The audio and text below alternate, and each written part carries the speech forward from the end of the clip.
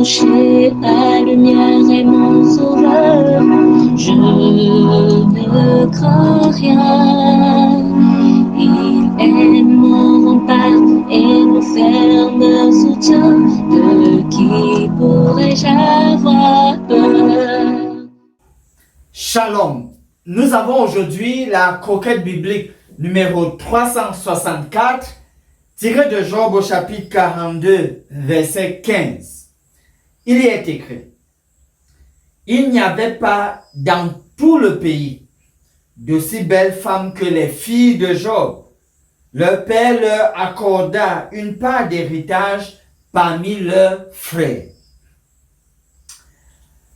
Globalement, tous les noms que Job donna à ses filles étaient liés à la beauté, d'une manière globale. Et ce qu'on voit, c'est que si nous devons considérer Job comme Christ comme l'antitype de Job, Christ l'antitype de Job, et donc tous les enfants de Christ, tous les chrétiens, tous les enfants de Dieu sont donc revêtus de la robe de justice du Christ qui les embellit.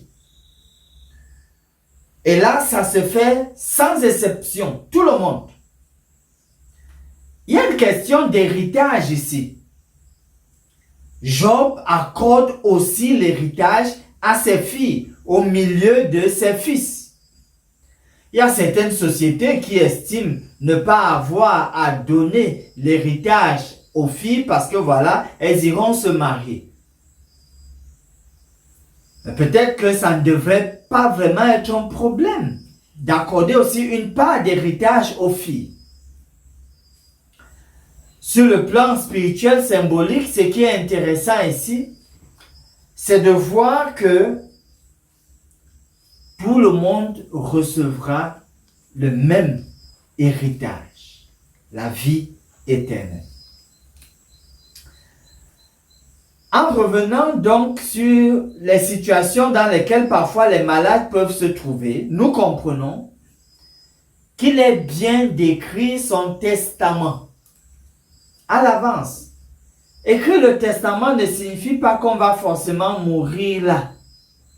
Mais ça permet juste que les choses soient déjà arrangées, que l'ordre soit déjà mis. Écrit son testament.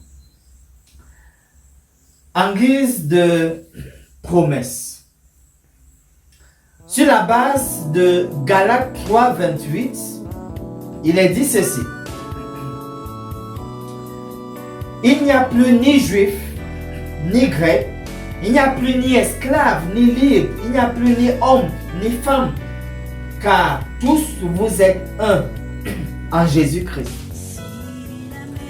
L'idée ici, c'est de dire que tout comme Job n'avait pas fait de distinction en ce qui concernait le partage de son héritage à ses enfants, il n'avait pas fait de distinction entre ses filles et ses fils, d'un point de vue aussi de l'appartenance au Seigneur. Il n'y a pas vraiment une discrimination telle que Galates 3, 28 nous en parle, surtout lorsque nous sommes engagés pour la vie éternelle, pour l'éternité avec Christ. Recherchons donc et accrochons-nous à cet héritage impérissable, la vie éternelle avec Jésus. Finissons par ce mot de prière. Dieu notre Père bien-aimé, alors que nous exprimons notre gratitude envers toi, nous prions que tu nous donnes la sagesse. Aide-nous à être sages et attentionnés.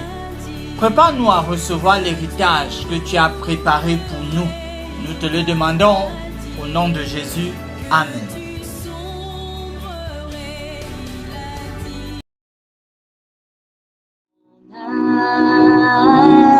Espère en l'Éternel, mon âme espère en l'Éternel, qu'un chant s'élève au Dieu du ciel, qu'un chant s'élève au Dieu du ciel, mon âme espère en l'Éternel.